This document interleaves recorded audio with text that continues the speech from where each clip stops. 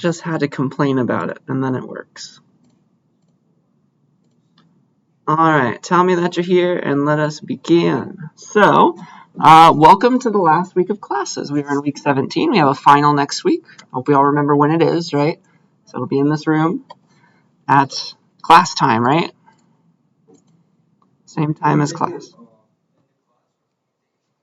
I believe I'm required to tell you that because this is a in-person class, you should be taking it here. Because it's going to be on Canvas, I guess technically if you wanted to ditch that day and you didn't want to ask me any questions about the questions, you could take it somewhere else. But I strongly encourage you to be here. That way, if you're confused about anything, you can ask me about those questions. Yeah, so that's the final. And all I want to do for the rest of our time together is to do some review. So because this is review, it's all for you, and you can derail me at any moment. If you have something else you want to talk about, I'll just make some extra slides and we'll talk about that. Okay? So I don't remember. Maybe like 6 or 7, something like that. That's what I'm thinking. Not a ton, but there might be a lot to do for some of the questions. Like one's definitely going to be an essay, like I said. All right. So, yeah, remember you can derail me. And let's get off and started. So, I guess I would like to first talk about non-programming stuff that you should remember about ethics and fallacies and things like that, because that might be useful to use that knowledge on the final. So let's get started with Kantianism. Do you remember our boy Immanuel Kant? What was he all about? Right? So this was one lens to view the world when you have some kind of ethical question. Okay, so what is ethics? But the study of what is good, what is right, what you should be doing. Yeah. So here's how Kant viewed the world. He said that you should act in a way that you'd want everyone else to always act. Remember that word always? That's the key. That's what Kant was all about. So no special exceptions is another thing we should be saying here. No special exceptions.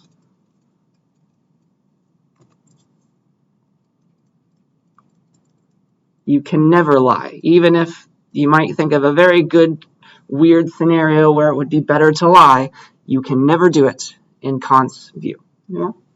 So that was one way he talked about what he believed. He also said some other things, and apparently these were equivalent things. So apparently don't treat people as means to an end also means the same as the first bullet.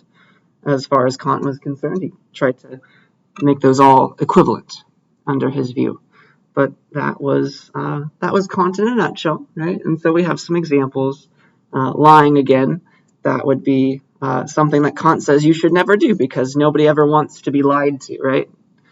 You would not want somebody to be lying to you would not want someone to lie to you, therefore you should not lie to anyone ever, right? Always. You should always not lie. And so we had that silly example where, okay, a murderer comes to your house and they want to kill your best friend or like your child or something. You would want to lie, saying, oh no, they went and moved to the UK or something. But Kant says no. You are not allowed to lie, even if there's a murderer trying to come after your best friend. Okay? Any questions about this stuff? Is it all coming back to us slowly but surely? All right. Second example, stealing. So, should you ever steal, even if it's to feed your family, like there's no other way to get food? Kant would say no, because you would not want someone to steal from you, right? Therefore, you should never steal. Always is the key term, and that's what Kant believed. Okay, that was Kantianism. Are we good to move on to utilitarianism? All these many syllable words we have to bring back to our minds. So next we talked about utilitarianism, right? That was like the flip side kind of Kantianism. Kantianism, such a long word, was very rigid, right? Utilitarianism, can't speak today, is more about both sides of the story, right? So utilitarianism is when you have something that you're maximizing. You want to make everybody happy. You want to make the most people happy. You want to do the most useful thing for the most people. So utility, that's where it comes from, right? Maximize utility for every possible thing that you could do. So if you have some ethical dilemma, like should I lie, then you can weigh it based on, okay, what would happen? What would be the good and bad things that happen if I lied? What would be the good and bad things that would happen if I didn't lie? Yes? That's the idea. So you want to maximize utility and happiness, and you have to consider the entire universe when you're doing that kind of maximization. You can't be selfish, right? It has to be maximize the utility for everyone. For everyone. Not just yourself, right?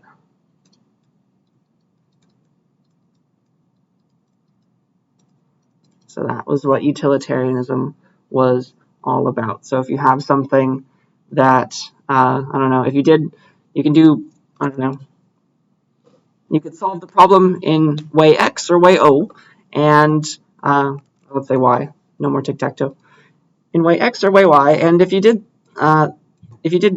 problem X and you solved it this way, or solution X, maybe like 4 good things would happen. And if you did solution Y, maybe 5 good things would happen. In that case, utilitarianism would say, okay, go with Y. That's essentially it in a nutshell. Yeah. So you look at the consequences, what's going to happen when I do this thing, what would happen, and then you try to make sure that everybody is happy. Everybody got the most utility out of the deal. Okay? Everyone as a whole, not just you. Any questions about utilitarianism before I give my standard example of it? John Stuart Mill was a proponent of utilitarianism.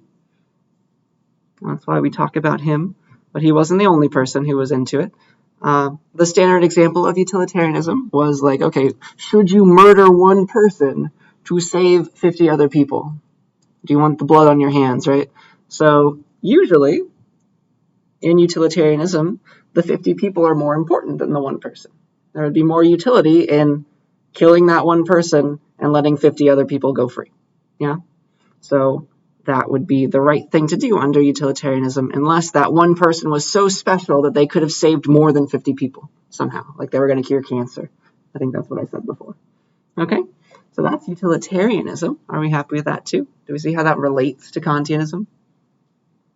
And again, please just stop me at any moment if you have some question about some weird thing. Today and Wednesday is all for you. All right, fallacies. Do you remember those? What is a fallacy? Still no programming just yet. We're going to get to programming in just a second.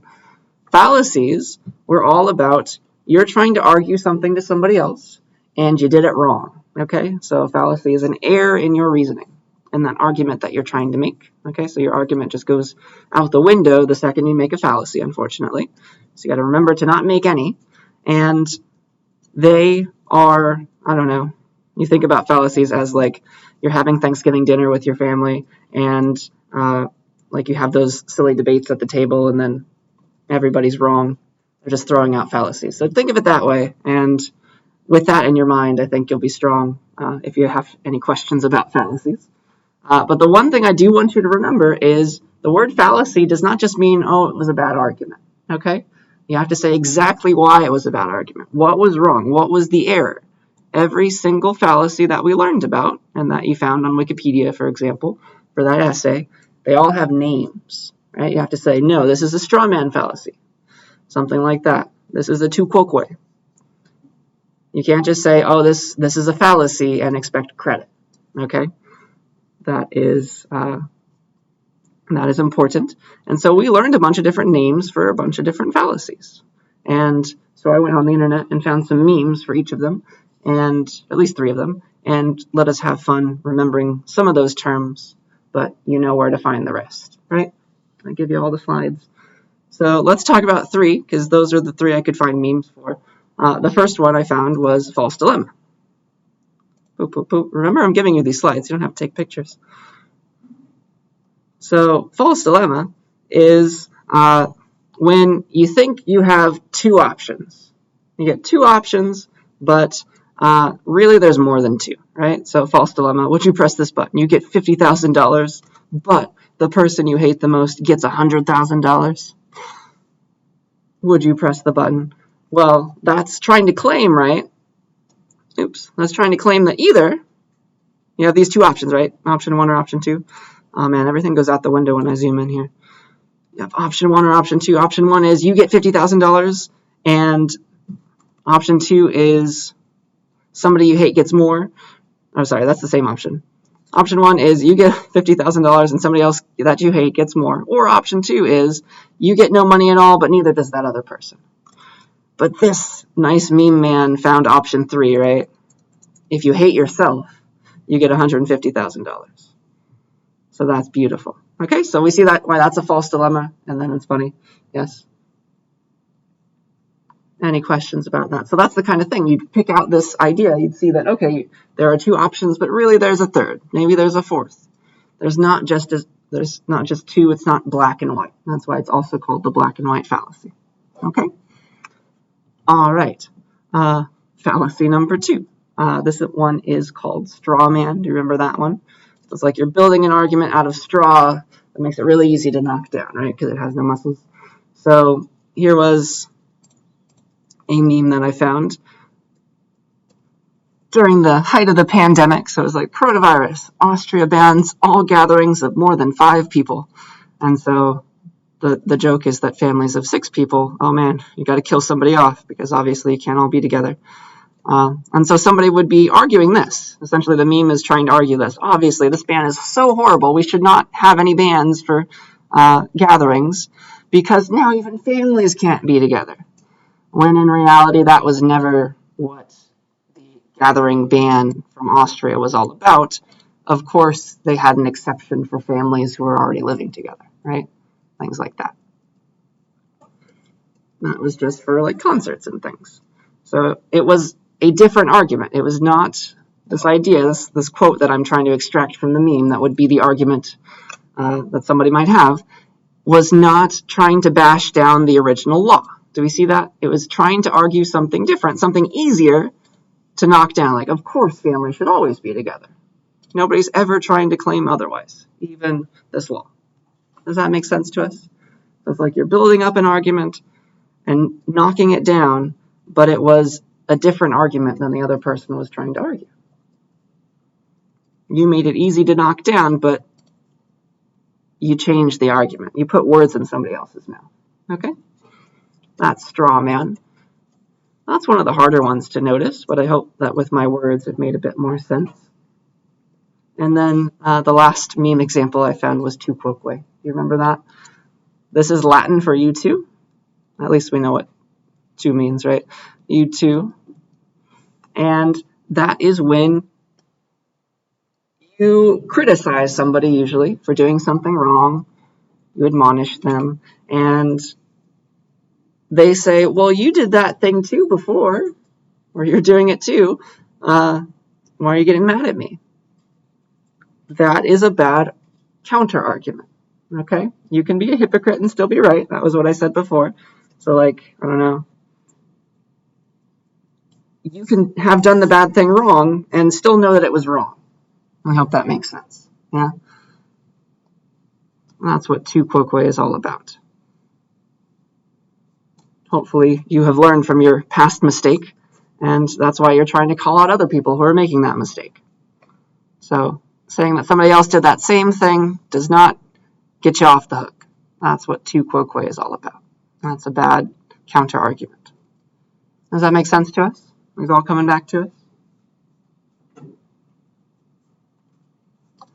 Any questions about any of this non-programming stuff? Because the rest of these slides are all about Python. Because I have confidence that you can come back to these slides and look up all the things if I ask you an essay on some of these topics. But Python, there's a lot of things that we covered, and I want to make sure we're all up to speed with it. All right. If we are happy, the first thing that I did for you, you're welcome, is I made a nice, pretty cheat sheet for you for the final. So let me find that. So I think I forgot to open it. Boop. I think it's here. Yeah, it's here. But let me open it in... I guess I can open it in my PDF viewer. It's probably fine.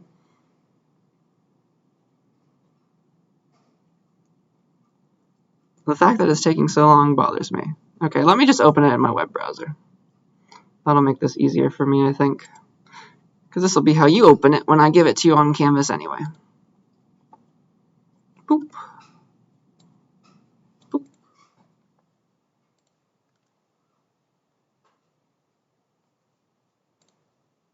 Let's make a new tab. There we go. Alright, so I made you this pretty cheat sheet that you can use on the final. So it's talking about if statements and show you how they execute with nice, beautiful colors and Helvetica. So here's if else, if else, nice little diagrams that we'll come back to. Here are loops, while loops, for loops, how they execute. I hope you find that helpful. And functions, how you define a function, how you use a function, how you call a function, the other term for it. So please look at this file when I give it to you. It's very useful. All right, now on to the review. So let's talk about Python. All right, so I'll open up idle, I guess. I want to give you as many files as I can. So let's start writing stuff. And because of that, let's remember what lecture we're in today. Did I do this right? Yeah, so we're lecture 30 today. So I'll make a new file about, I don't know, I'm not sure what to call it yet, but I'll think of something as I make these folders.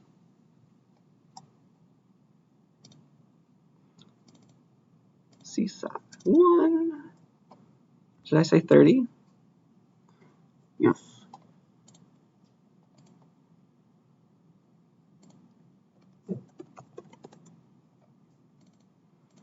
All right. Let's see here. Python stuff.py. That will be the first file I write. So there are a ton of types in Python. Sorry, this text is so small. I hope you can still read it all right. Types say what kind of thing we are storing or using. Okay. So the int type, for example, stores a bunch of whole numbers, numbers without decimal places. So I told you that the int type was like a cloud. Yeah. The kinds of things that make up an int are things like 0 or 1 or 42. But you can also have negative numbers. It's just they're always whole. It could be whole negative numbers, negative 55.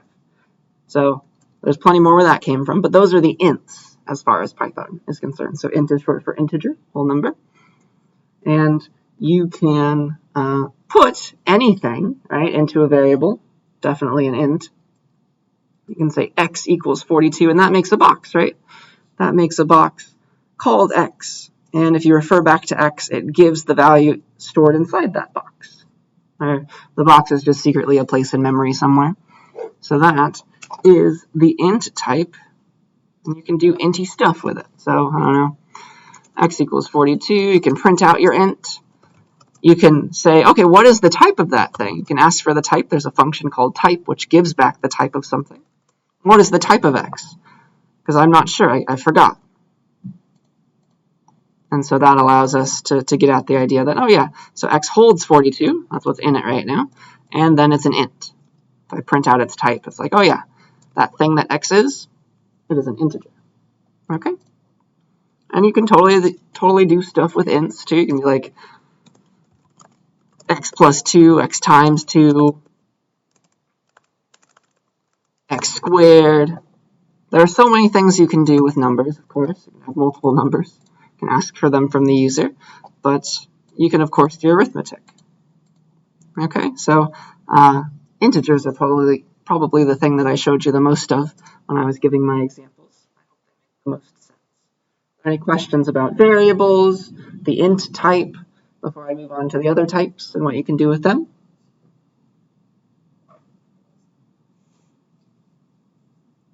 Okie dokie. So very similar to the int type was the float type. So that stands for floating point numbers, and at least the word point should hint at the fact that there's a decimal place. There's a dot somewhere in this number. Okay. So it's not storing numbers like 42, it's storing numbers like 42.0.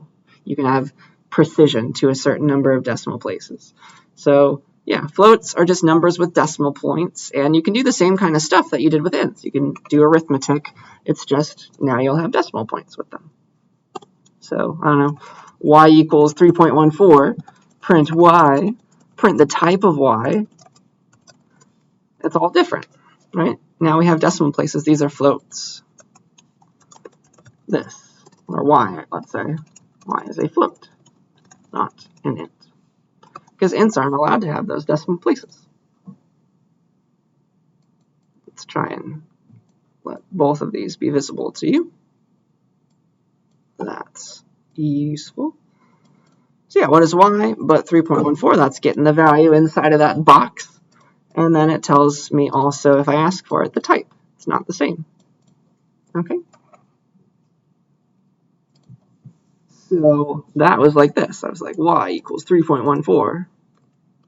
Again, I'm referencing the name of a variable, which does not yet exist, so Python goes and makes that variable. It's like, all right, let's make a new place in memory, a box, separate from x, and I'm going to put the float 3.14 in that box for you. You're welcome. Okay? Next, we have Boolean values. That type is bool. There are only two things in the bool cloud. You can only have two values of type Boolean. There's true, right? And then there's false. Everything eventually becomes true or false. Yeah.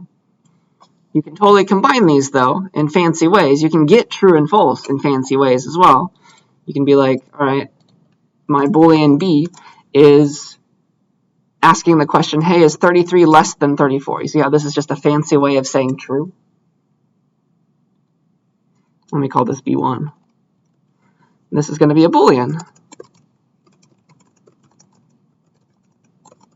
Right? B2, I can just hard code something like false. That's also possible. But eventually, deep down, once you have a Boolean, it's either going to be true or it's going to be false. It's going to have to get down to that, to one or the other, eventually. Like this, Python's going to ask, okay, what's the answer? Is 33 smaller than 34, yes or no? The answer is yes. It remembers that it's true. It replaces the whole thing with true. If it's false, it replaces the whole thing with false. And of course, you can combine these. You can be like, all right, what is B1 and B2? That was one way of combining Boolean variables. And that's going to give back true only if they're both true. We also have or, B1 or B2. Hey, is any of them true? Then the whole thing will be true. And also there was not. So go back to those tables if you're fuzzy on that. Or if you'd like, I can draw them for you now, because today is all about you. So yeah, B1 and B2 is false because B2 is false, and B1 or B2 is true because B1 was true. So surely one or both of them were true, because the first one was true. Okay, and then not negates something, so it makes true false and false true. Those are your Boolean values. I think you can imagine if I asked Python to print the type of either B1 or B2, it would say bool. Yeah. So that's all of that. What else? Stir. Time for strings. So what is a string? It is like a word. It's something within quotes, either single quotes or double quotes. Python doesn't care.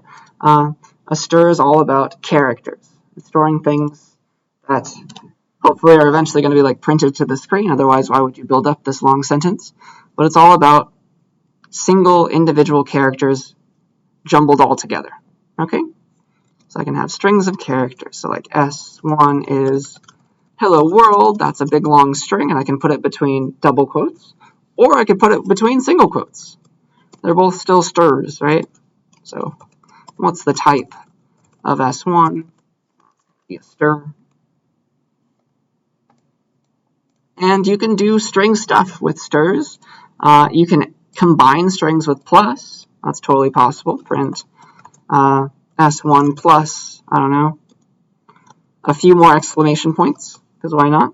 And this will add together S1, which is this, with this string to have, I guess, 6 exclamation points in total when it prints it out. And there it goes.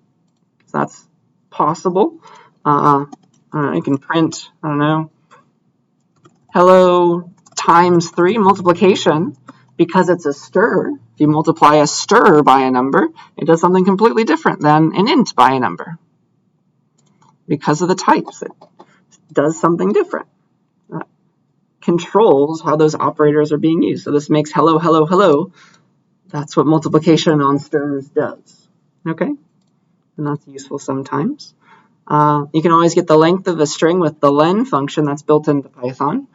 You just ask for that. Print, what is the len of the string S1? How many characters are in it? Apparently there are 13 characters in hello, comma, space, world, exclamation point. 13 individual characters. And you can get out any individual character using list-like syntax, and I'm just going to talk to you about lists next. So remember that you can access characters of a string using this list-like syntax too. It doesn't have to be just a list that you can get stuff out of. You can get individual characters out of a string with those brackets. What is at index 0 of my string, etc. Okay?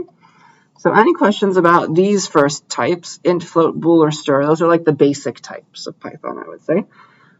Next, I want to talk about list again, go over that. And that is a bit more complicated because it's a combination of some other type, right? Okay.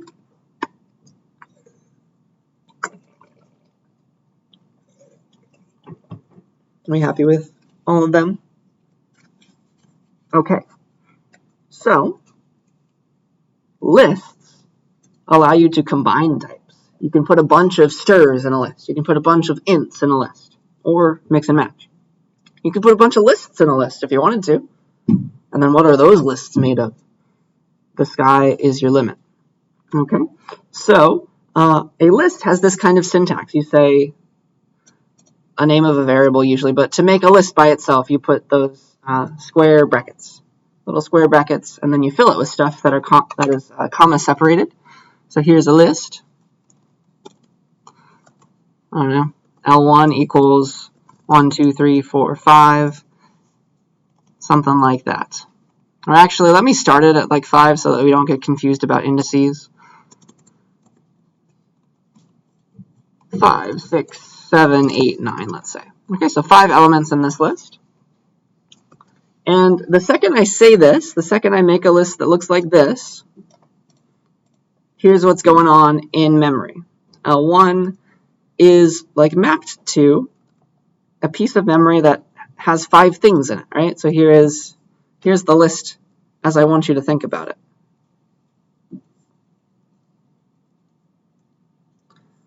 I start at 5, right? 5, 6, 7, 8, 9.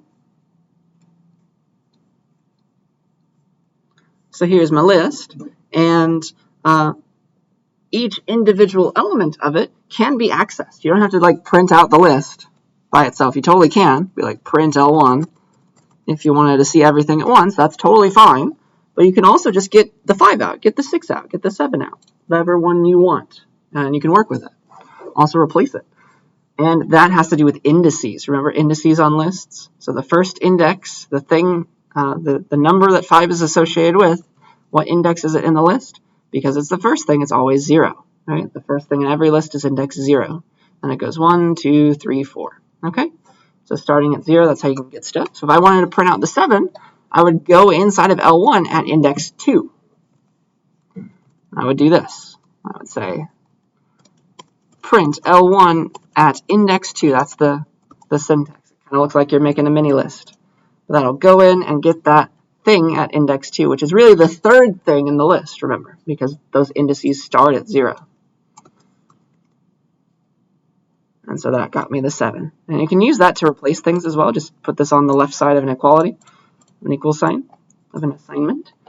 What else can you do with lists? They're very similar to strings. You can think of strings as like lists of characters, lists of individual characters. And so you can also say len. What is the len of L1? Or if you had a second list, like L2, 1, 2, 3, 4, you could add together these lists. You could be like, print, what is L2 plus L1? And that just builds up a bigger list with all those pieces just chucked right next to each other. Okay? So that makes the 1, 2, 3, 4, 5, 6, 7, 8, 9 list a bigger list. Those are the kinds of operations you can do on lists. Is that all coming back to us? Are there any questions about that? All right. What else? What else? If you want to not hard code things, you have to get input from the user somehow. Like, how do you want to run this program, Mr. User?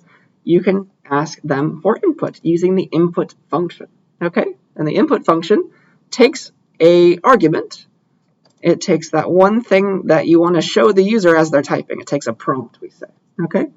So you give it a prompt, and then it gives you back the string that the user typed. What are the characters on the keyboard that the user typed? That's how it works. So, what is a good example of input? Yeah, let's get the input from the user and have them enter like a number. Like, what is your favorite number or something? So if I say this, input, what is your favorite number? I can leave a space because that is going to be for a prompt. Sorry, I have an itch. And when I run this function, what's going to happen is it's going to show this prompt, ask the user for something, and get whatever they typed. And it will replace this whole result, this whole call to input. It's going to return something. It's going to return whatever the user typed. And so we can save that. So, I don't know, I'll call it num or something. And so we can just print it out. What was the num that the user typed? And so down here is the program waiting for me. So input, what's your favorite number? So it shows this prompt, and that's why I put a little space here. So it lets us type after that question mark a little bit, which looks nice. And then, if I say 42, it gets that number, stores it into the num variable. But I want you to always remember that the type of what you get back from input is always a stir, even if the user types digits. It's always a stir. So in order to fix that, in order to do number stuff with this num variable, you should translate it into a number. Okay, so if we know they're typing a whole number, you can be like num equals, okay, take what it was and convert it to an int. And so now num is an int, and I can do int stuff with it. Whereas before, if it was still a string, if I did like num times 2, it would just double the characters, put the characters right after each other. But now, if I do num times 2, the same thing, now that num is an int, it's going to work. Okay?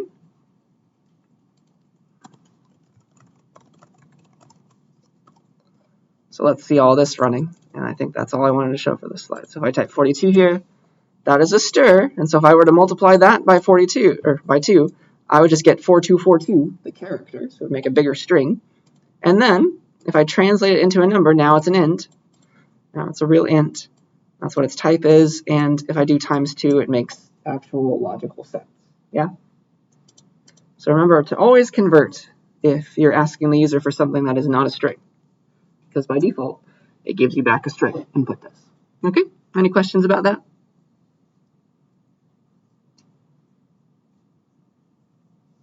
All right.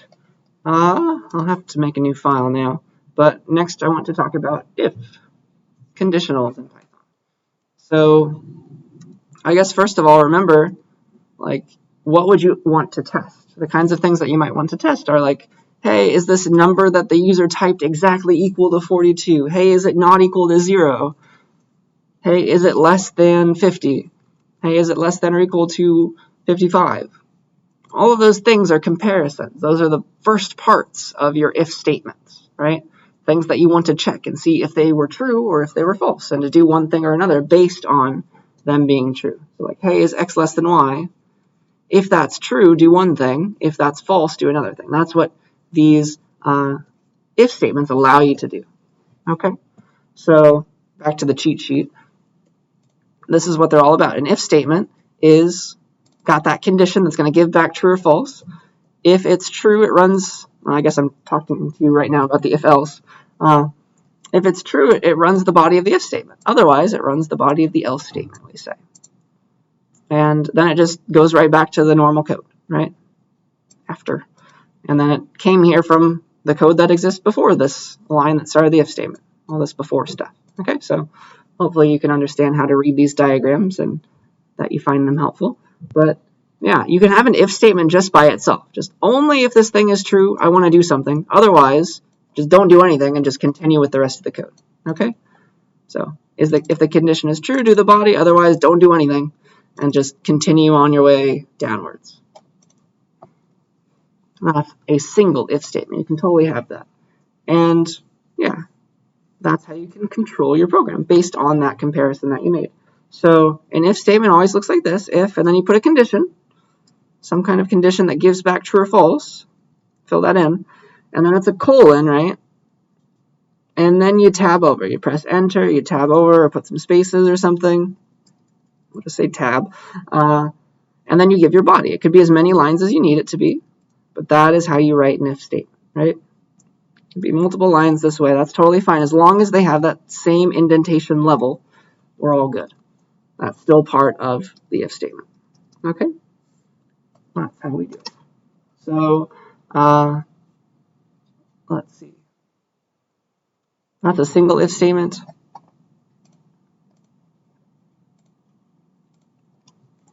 Let's call this conditionals.py. And if you wanted to do something else, if the comparison was false, then you add an else case, right? You say else, colon. Give the stuff that you want to have happen if that condition was false. Does this make sense to us? Coming back to us, testing these things. So I have two examples. So you must, let's get the input from the user. Let's pretend we're like at like Disneyland or something. And we're going to ask the user for their height. And we'll make sure that it's above some sort of number in inches or something. If it's true, we can say, if our comparison succeeds, like the user is tall enough, we'll say, yeah, you can go on this ride. Otherwise, we'll print out saying, sorry, no, you cannot go on this ride. Something like that. So that's my first silly example. So let's do that. So first we need to ask the user for their height. And then we'll compare it. Okay, so input, enter your height in inches or something. And then we'll get that back, right? We'll call it height. And remember that I cannot yet compare this height variable for a number. Like maybe you have to be 4 feet to ride this ride, so I'm going to compare height to 48. Darn, I can't do that just yet because input is a string, right? I can't do numerical comparisons on it yet. So if I want to do that kind of thing, I have to convert this input to an int. And the easy way to do it is just to wrap the call to int around this whole input call. Just take whatever it gets back from input, send it off, convert it to an integer. Okay? Calling a bunch of functions at once. That's useful. And so we'll compare. All right? So if height is, I don't know, less than 48, that means the user can't go on the ride, right? Print, sorry, you can't go on this ride, sad face, and that's fine. And then if it is true, if this was false, if height is really greater than or equal to 48, that means the user's tall enough, right? They can go on the ride. So I'll say else. Print, you can go on the ride. Something like that. Happy face. So does everybody understand what this program is trying to do? Does it make sense to us? Do a comparison. Do one thing or another thing. That's what conditionals are all about. Okay? That's the idea. Let's see here. So let's run it. What is your height? I don't know. Let's say we are very young and our height is only like 37 inches or something. And so, sorry, you can't go on the ride because height is less than 48. Yeah, that's a true statement, so it runs this body. It skips the else case. It's always one or the other. Alternatively, if we're super tall, what is my current height? I'm 5'10", which is in inches 70?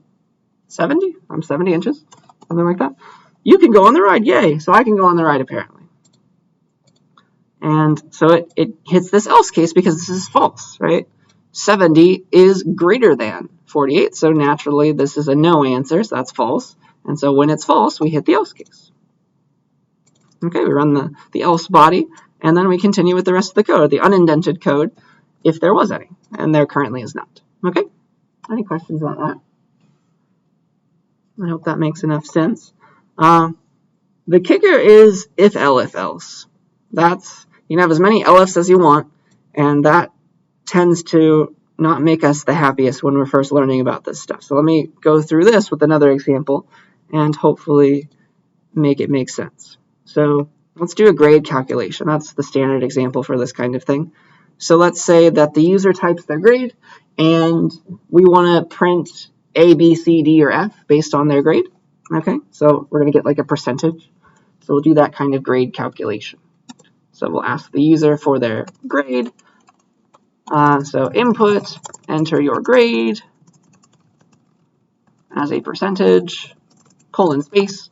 And so we're going to get back that number from the user. And I need to do numerical comparisons, like compare it to 90, right? Compare it to 80 for an A or a B. So I need to convert this type. What is the type that I should convert this to? Should I be saying this?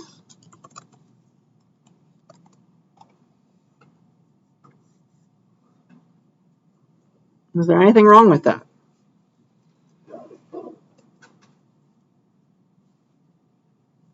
What are our thoughts? I wouldn't be stopping to ask if there wasn't. So why is this an error to convert it to an int?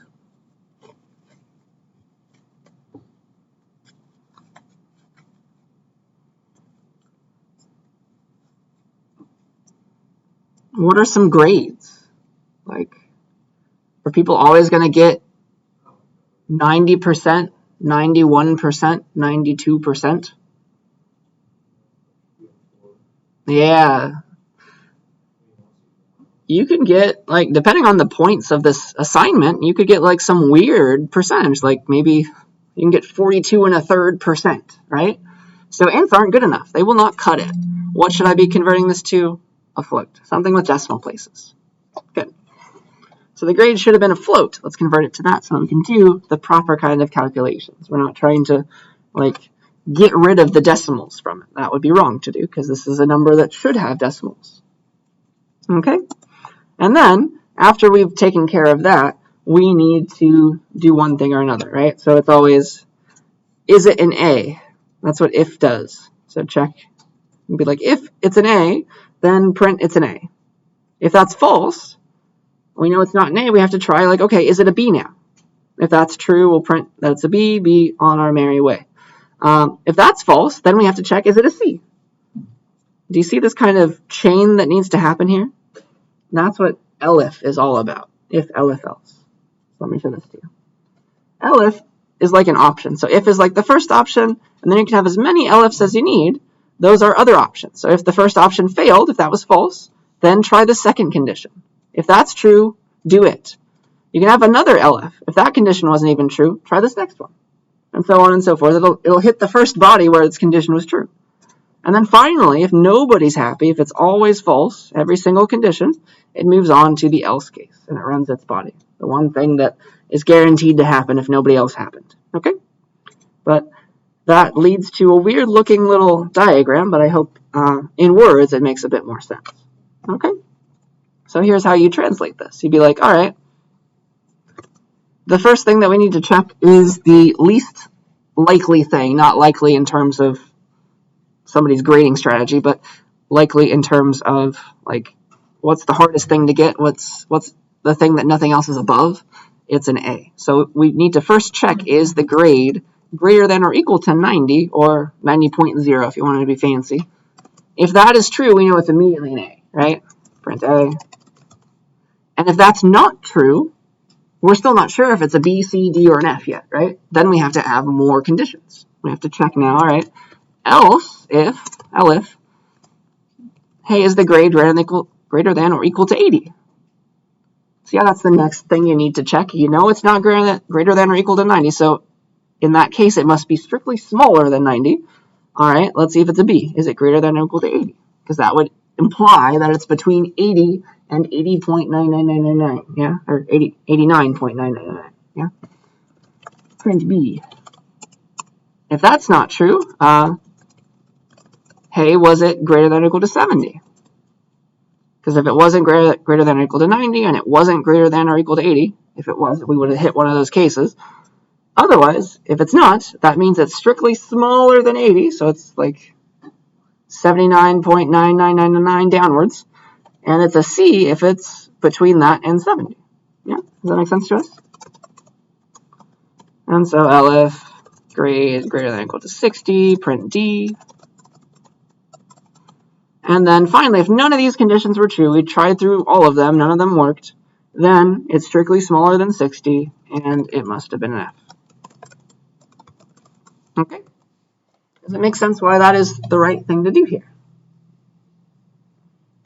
Does that make sense why that needs to be like that? Mm-hmm. Yes?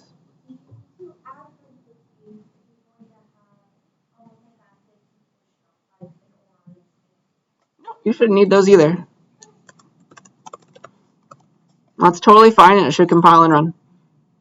Because of the precedence rules, it's going to draw the parentheses for you. Yeah, see, it would like to run.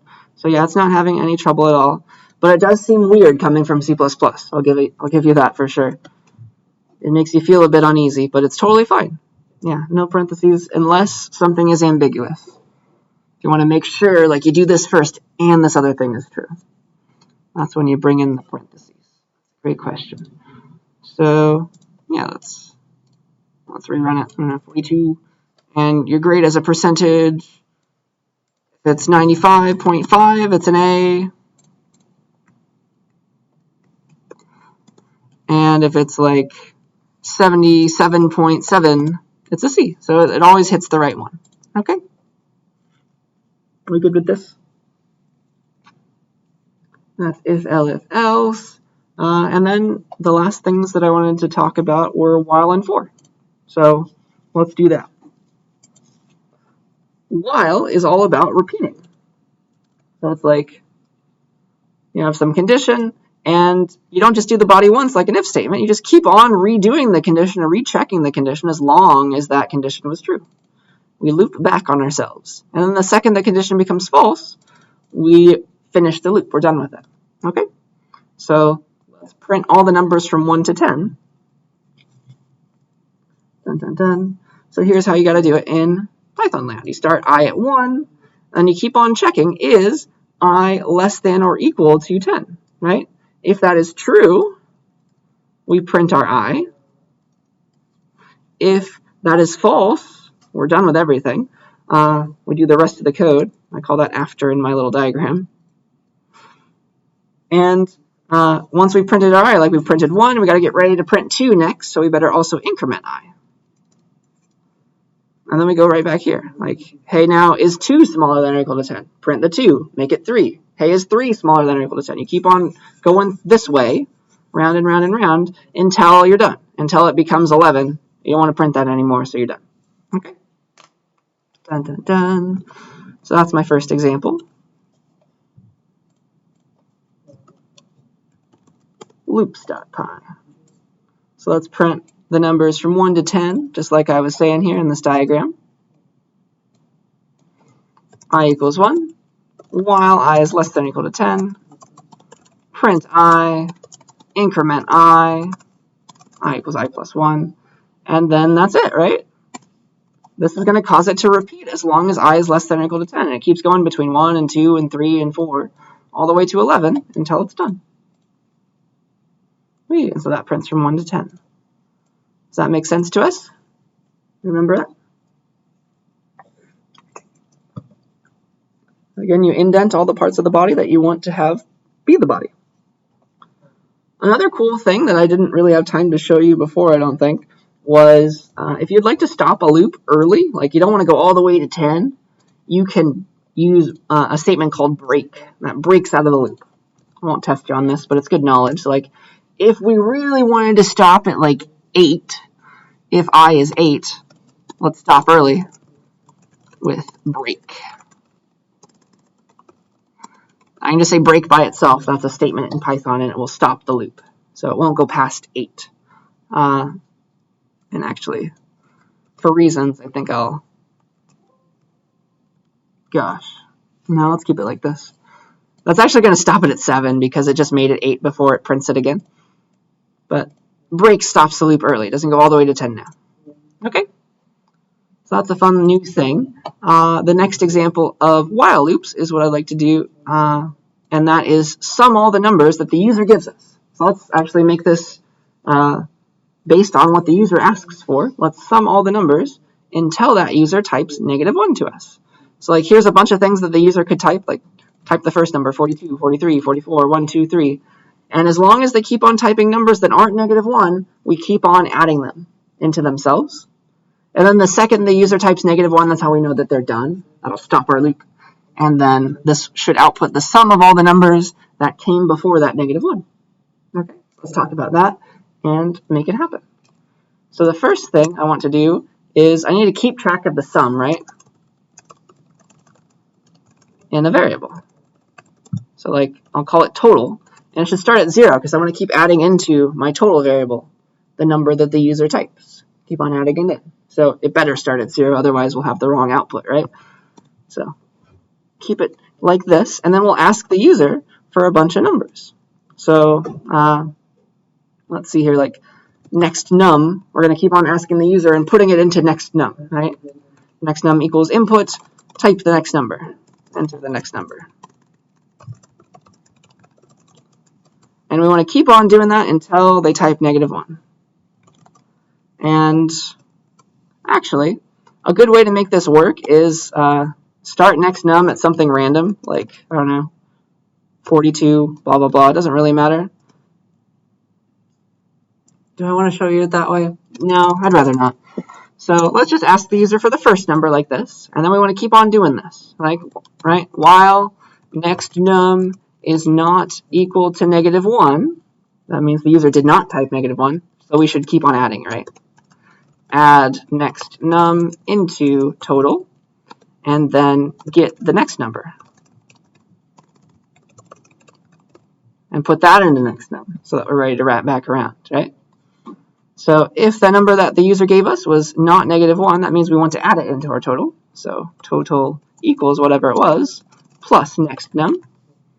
And then we need to ask the user for another number, right? Because this line ran outside of the loop, so it's not going to get repeated anymore. We're going to put it down here again. Okay? There is a way to make it so that you don't have to do it twice outside like this, but I'd rather not get into that. I'll let you try. So get the next number, and then this should repeat. As long as this next number that the user types is not -1, it'll keep on adding it into total. The second it is -1, it will stop the loop. So next num must be -1 here. If we're here, now we're ready to output the total. Output the sum that we stored in total. So print, I don't know, sum. The sum is total. Okay? And so that's how we'll do it.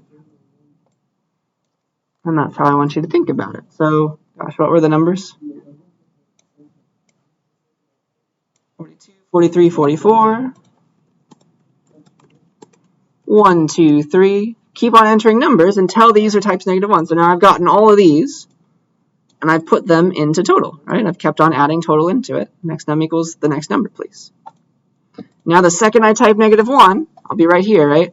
It'll set next num to -1, because that's what I just typed, and then this will finally be false. Hey, is -1 not equal to -1? No, it's equal. So this is now false, which stops the loop, because we keep on continuing while it's true, right? The second it's false, we're done. We do the rest of the code. So now we're on to the rest of the code. We print our final total. Boop.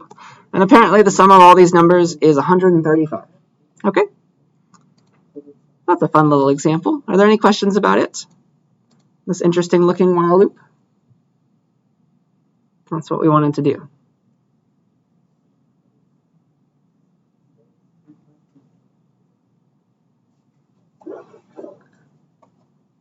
All right. the last thing I wanted to talk to you about today was for loops. And a for loop is you're going through something. It's very similar to a list, or it's similar to a while loop, sorry, but it's used for not like ranging between numbers like you tend to do with a while loop or some weird looking condition. It's more about go through every single thing in some iterable thing, which let's think of everything that's iterable as a list. So go through everything in the list, and for each element of that list, like set it equal to this thing that I'm going to call var, make it x or something, and then run the body of the loop where every time you run it, that variable has a chance of being the next thing in the list. It keeps on running. And then the second there is no more list elements to go through, then we're done with the entire loop. Okay, so a for loop goes through something, we say. Goes through a list. Something that is iterable. So you can go through a list L. If your list L was 1, 2, 3, you could go through and visit every element, every 1, every 2, every 3, and do something with those numbers, sum them together, maybe make an average if you'd like. You could also use range. That makes something very similar to a list. So like remember that range of 50, for example, essentially makes the list 0, 1, 2, ... all the way to 49. That's an easy way to make a big long list of things that you could go and iterate through with a loop. So yeah, for loops, they iterate through something, usually a list. And then remember that range of some number gives back 0 through that number minus 1 for some reason. So here are my 2 examples for for loops. Okay, let's make a list of numbers, and we're going to ask the user for each of those numbers. We're going to make a list of numbers that the user types, all right? And then we're going to find the minimum of those. All right, that is our goal. So let's ask the user for a bunch of numbers, put them into a list, and then let us find the minimum of all of those values. Okay, that's what I'd like to do. So we have to fill in that list with all the things that the user types for us. So, gosh, let's make a new file. For loops. For loops.py. And so I can kind of use these kinds of ideas and keep on asking the user for new things. Would that be useful? Or you know what we could honestly do? I'm pretty sure this is possible. Let me just check it really quick. We can ask the user to just type a Python-looking list. I think I can just convert to a list from a string that looks like a list. 1, 2, 3. Let's make sure that this is possible. But if it is, we're golden. No, this is not at all possible. Never mind. I could use eval if you know about that, but that is not the way to go, it seems. So we're going to have to make that list like this, slowly but surely. We could do it using a while loop. So let's make an empty list, and we're going to fill the list L with the numbers that the user enters. All right, so I'm going to need a while loop for this. It makes more sense to make this a while loop. And here's the kind of thing I want to do. Enter the next number, and then -1 to quit. All right? Or -1. I guess that's what I should have said everywhere. Or -1. Let's put that here too. Or -1. Or -1. So now we're getting a number from the user each time, and we want to add that next number into the list L. All right, so instead of adding it to a total or something. So L is whatever it was, plus the single list with just next num in it. We're going to put that number at the end of the list. And so after I do all this, these are types -1, I have built up a list in L that holds only the things that they typed. So enter the next number, or -1, so like 4, 5, 6, and then if I type -1, it made the list in L, one at a time, and added to it. It made the list 4, 5, 6. So that's how I can get a list of the numbers that the user types for me. And now I would like to find the minimum element of that list using a for loop. Okay? So again, this is the kind of syntax that you want to use here, but let's plan this out. To find the minimum of something, the easiest way to do it is to use a guessing process. Okay?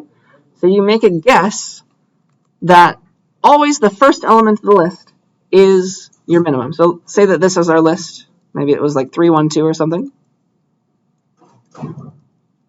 You make a guess that the first element is the real minimum, and then you update that guess as you visit every single element of the list. Okay?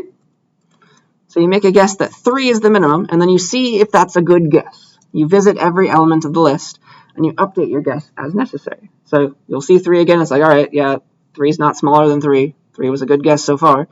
And then because a for loop is going to visit every element, you're also going to see the 1. You'll be like, all right, is 1 a better guess than my current guess for the minimum? Yeah, this one's smaller than my current value of min, so I'll replace it. I'll put a 1 in here now. And then you'll visit the 2 and be like, hey, is that a better guess for the minimum? Is it smaller than my current guess, right? Because that should be the thing that changes it. And no, 2 is not smaller. So we'll keep our current guess as it is. And so by the time you visited everybody, they might have had a chance to become the minimum, right? So that will leave us with our min variable set to the real minimum. Does that make sense to us? That's the algorithm. So that's what we want to do. So let's make a guess. Make a guess that the minimum is the first element of the list. So min is equal to L of 0. That's the first element, right? And then let's loop through the entire list and update our guess.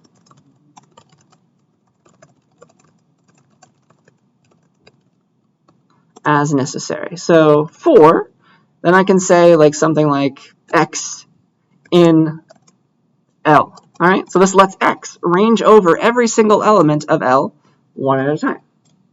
X gets a chance being the 3, the 1, and the 2 on every iteration. Okay, so I need to update our guess if x is smaller. If x is a better guess than min, min should be set to x. I hope that makes sense. So if we see something smaller than our current guess for minimum, so if x is smaller than min, then, well, min should have been x. That's a smaller thing that I've seen so far. You see, if I keep doing this for every value of the list, it's eventually going to hold the real minimum because it will have found the smallest possible thing and not replaced anything else. Not replaced it ever again. All right, so once we've gone through everybody, I'm back down here, min holds the true minimum. And I can print it out.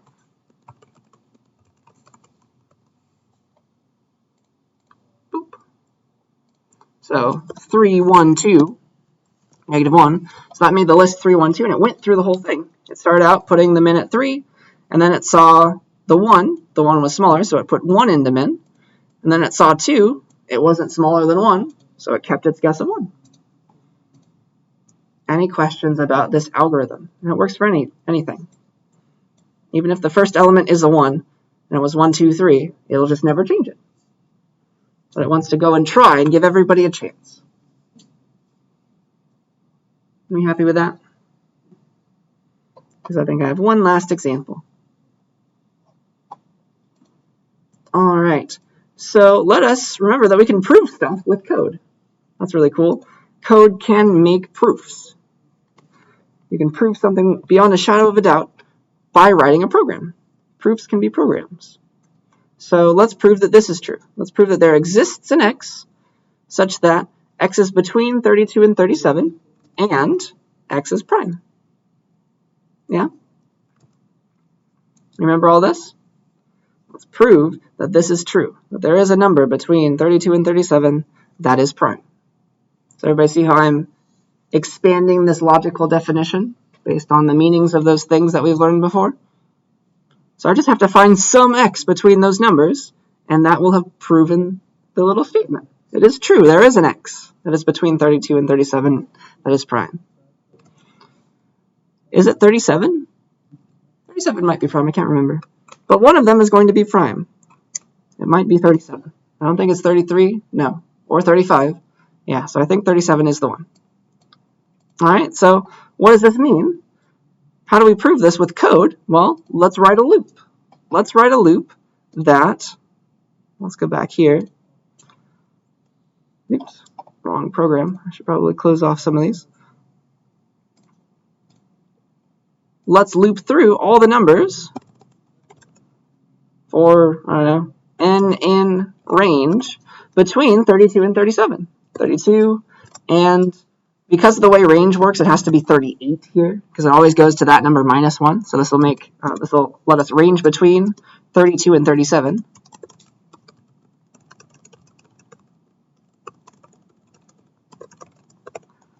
And then n gets a chance at being all of them. The second we find one that's prime, we have proven our theorem, right? So, because we needed to find one that was between this range and was prime, we can just say that x is that thing if we found it. So if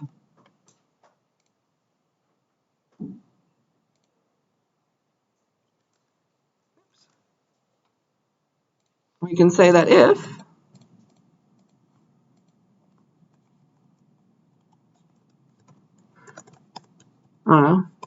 is prime of n is true, then the whole statement's true. I found a number that's prime between 32 and 38.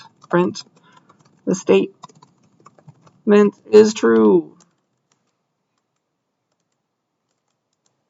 Print, and then we can just print n. N is prime. Something like that. And so the last piece of the puzzle is a function that tells us if a number is prime. And does the Python math library have that functionality, or do I have to go and implement it again?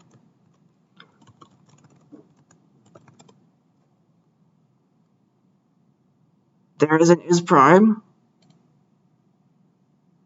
Is this true? Is this true? Oh no, there is a function. Well, let's just copy this from the internet then. Boop. This is how you check if a number is prime, though. You try all the numbers between 2 and the square root of that number. Technically, you can just go to the number. And you see if any of them divide cleanly. You remember the modulus operator? That sees if something divides into another. So if the remainder is 0, that means that number that was not 1 or the number itself divided into it. And so I found a factor. And so it's not prime. Otherwise, if we tried all those numbers, then it's true. So I can speak more about that after class if you're interested, but that's how you check primality. And if we find a number that is prime between this range, we will have proven our original theorem. Yay. All right, I hope that makes enough sense. So let's, oh gosh, how do I want to do this? I don't know. 4, 7, 2, 1 or something for our first minimum finding. Minimum still works. And then the statement is true because 37 is prime and it's between 32 and 37. Okay, so it found that 37 was a prime number. It proved our original theorem, and that is that. That was this code right here. Are there any questions about this last program or anything before it?